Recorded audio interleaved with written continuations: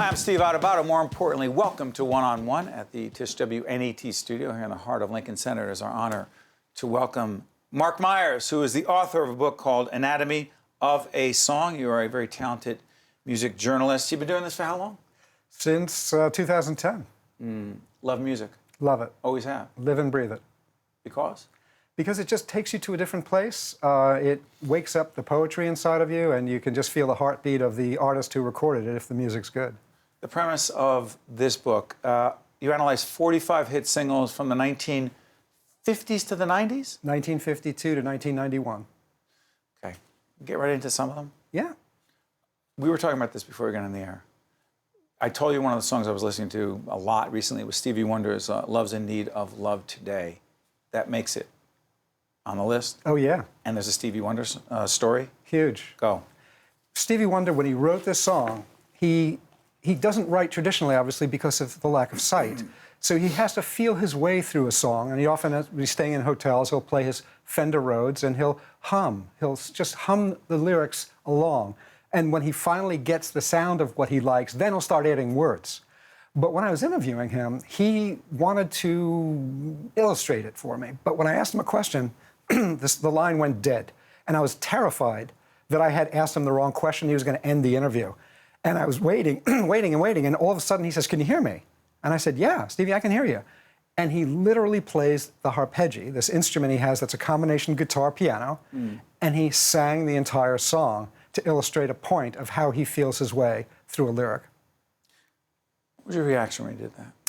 My teeth were in the back of my hand to keep myself from asking any other question. As soon as I heard him sing, I said to myself, do not ask a question. Do not ask a question. It was hair-raising to hear him not singing and performing, but singing to merely illustrate his art. How about this one? Rod Stewart, Maggie May, makes the list, but there's also a Rod Stewart story.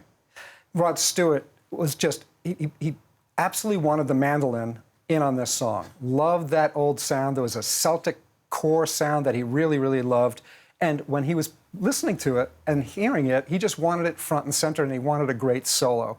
But again, when I'm interviewing him on the phone to make his point about how the lyric came together, he sings Maggie May for me on the phone. And it is just hair-raising. I mean, it's just stunning to hear the artist sing a song to get to the art of what they're saying. Did he tell you about Maggie May? He did. He did. Rod Stewart went to a jazz festival in 1961. He snuck in, and he immediately met an older woman at a beer gathering or beer area at the jazz festival, and they went off into the woods, went off onto a field, and Rod lost his virginity that day, and that's Maggie May. That's Maggie May. That's the reason behind Maggie May. Yeah. 2 Rolling Stones songs. Yeah. Because? And what are they and why? Street Fighting Man, Keith Richards, and Moonlight Mile, Mick Jagger. Okay. Why 2?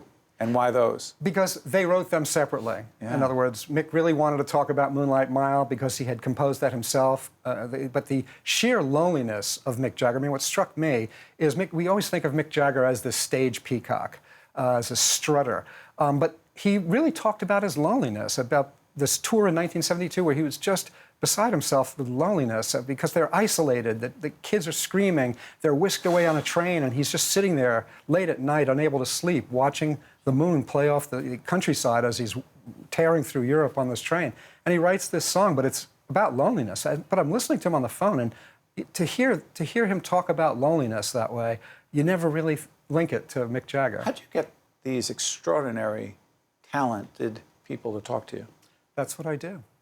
I mean, part of what I do is to make sure they understand that I'm there not to talk about trash or tabloid, but I'm there to talk about their art. And they're always thunderstruck that all I want to do is talk about the art, that I don't want to talk about the junk.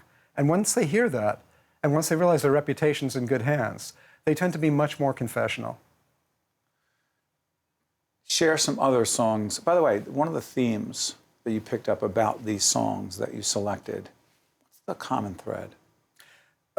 They all mean something very personally to me, but even more important for the reader, they all change music. Each one of these songs has a huge impact on the music going forward, and also come about at a particular moment in time when the music needed a shift.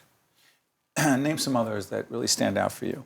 Because Midnight Train to Georgia, Deacon Blues, Walk This Way, Joni Mitchell's Carrie, Elvis Joni Costello. Mitchell's Carrie. Yeah, could you do that? Yeah. Why does it stand out? There is an example where when I pitched that to Joni, she wanted me to come out, and I spent 2 hours at her house out in L.A., and we talked about that song, and she was very, very confessional about her breakup with Graham Nash, and she was very open about Crosby, Stills, Nash. Yeah, and she was very forthright about her being sort of despondent and leaving for Greece to get away with her friend, and winding up in this town called Matala on the island of Crete, where the only housing were caves, Roman caves, sort of notched into the side of this cliff. And she spent 2 months there and met this character named Carrie, which ended up on her great album, Blue. Because I'm an R&B fan, you know what song I'm going with. Oh, there's so many, but go ahead. Temptations, My Girl. Smokey Robinson wrote that. Right. Why did it make the list, and where did you find out about it? My Girl is probably Motown's national anthem. Yeah. I mean, it is the best-known Motown song. And most people think that Smokey wrote that as a response to his own bigger hit earlier that year, My Girl. My Guy, sorry, by Mary Wells. And that was a big #1 hit. And when he wrote this for the Temptations, he chose David Ruffin to do the lead vocal, not Eddie Kendricks, who had a more sweet voice. David Ruffin, a little more gravelly. But he wanted that openness, that confession of love to a girl coming from this gruffer, lower voice. So he had David Ruffin do it. And once that bass started, James Jamerson's bass, boom, boom, boom, that great bass line, and Robert Wright coming in with that guitar. The funny thing is, in the studio, Robert Wright cut that off somewhere, and he goes, no, let's do it again. And Smokey said, no, my butt, that's going on the record. And it turns out that guitar solo, that guitar piece there is one of the most famous guitar lines. I was never a huge Cyndi Lauper fan, but time after time just always strikes me as a powerful, deep song. It started out as a faster song, actually. It was the last song she recorded for her first album, She's So Unusual. They needed one more, so she was sent into one of the studios with Rob Hyman, the keyboardist, and they needed to come up with a song, and they needed to get that song done pretty quickly. And Cyndi said, I need a title first. I can't write, unless I've got a title. So they were fooling around with a title, and they couldn't figure it out. And then Cyndi picked up a TV guide, ran her finger through the TV guide, and her finger landed on this science fiction movie from 1979 called Time After Time. No. And it was only meant to hold the place. In other words, it was just a starting point, never meant to be the final title. But of course, it did wind up being the title, and they slowed it down. It started out as a reggae with a reggae beat, and they slowed it down to a ballad. How much do you love what you do? I live and breathe it. I just love it so much. It's a privilege for me to do what I do. Who was this book for? The book was for me, and it was for everybody like me who slept with a transistor radio under their pillow and lived and breathed every moment of every single that ever came out as a kid. And sorry for interrupting, Mark, but how about for folks now who are convinced that any song they really want to find, iTunes, way to go, digital, but don't really know what went on for those years? It's all there. In other words, all of the introductions, if you read the introductions just horizontally, if all you did was read the introductions to that book, you'd get the full history of R&B and rock and roll. Marc Myers, Anatomy of a Song, the oral history of 45 iconic hits that changed rock and roll, R&B, and pop. I want to thank you very much, Marc. Important work. Thanks for having me, Steve. I appreciate it. Appreciate it. Stay with us. We'll be right back right after this.